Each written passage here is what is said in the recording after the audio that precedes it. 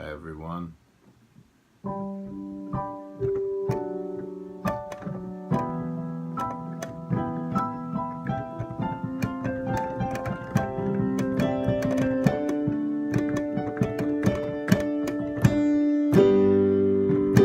What makes Freebird great? I'd argue it's this. That chord right there. That F major borrowed chord. I mean, a descending bass line never hurts.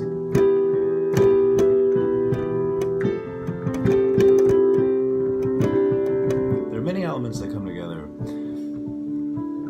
to create one of the best ballads. I swear, I was a kid listening to this song. This is probably the first song that I ever became obsessed with. Funny little fact.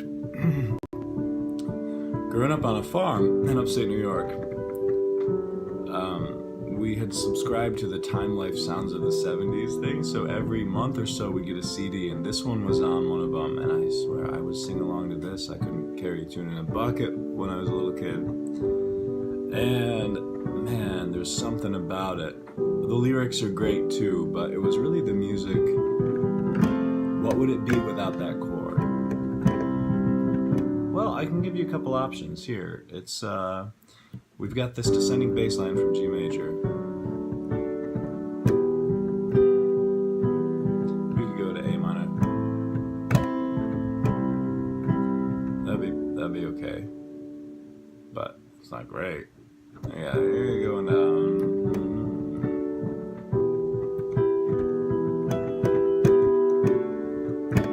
You could just. Let's go to D. So it's really that borrowed chord. So why is that important? Well, these chords are related to each other. You see, in G major, I just did a Rasputin hand. Didn't mean to do that. G major, F major is the borrowed chord, so that's going to be the flat seventh. Right? So we got G, A. Maybe I should do this. I got that's G major. So F doesn't fit.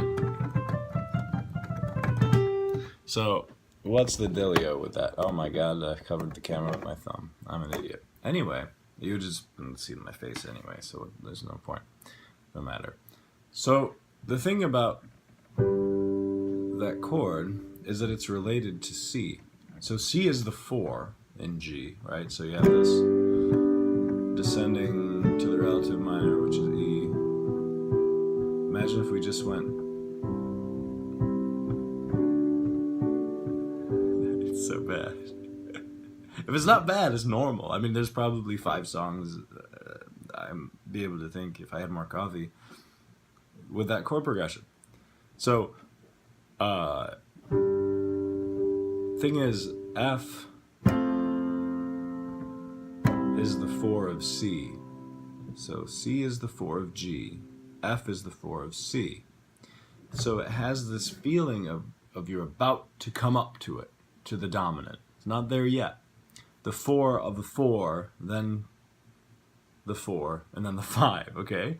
So what gives us this feeling of we're arriving to, we're about to, that the 4 chord does that to us. If I were to just play a G to a C, you know what's coming, right? You got this G. I could go back to G, it feels like it hasn't done anything. We really need that tonic dominant relationship. So what does Freebird do for that? Well, it puts another 4 there.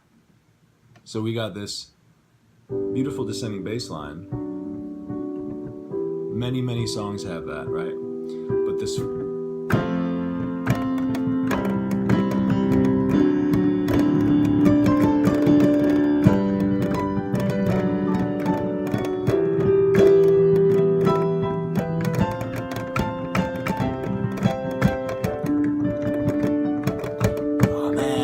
so good. It gives me goosebumps still. after all these years, so many years. That's why Freebird is great. Has great lyrics, everything else, you know, but it's really that F. If I were to be artsy-fartsy about how it relates to the lyrics, it's taking a while to arrive at the decision to go, right? So it's all about saying goodbyes and moving on with one's life, whether it's from a relationship or whatever, or from life itself, right? It is delaying the dominant by one more chord. It's adding your typical, you got 1 4 5 1. It's adding another 4. 4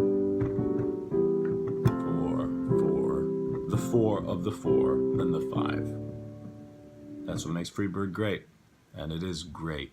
I love that song. Anyway, hope you enjoyed.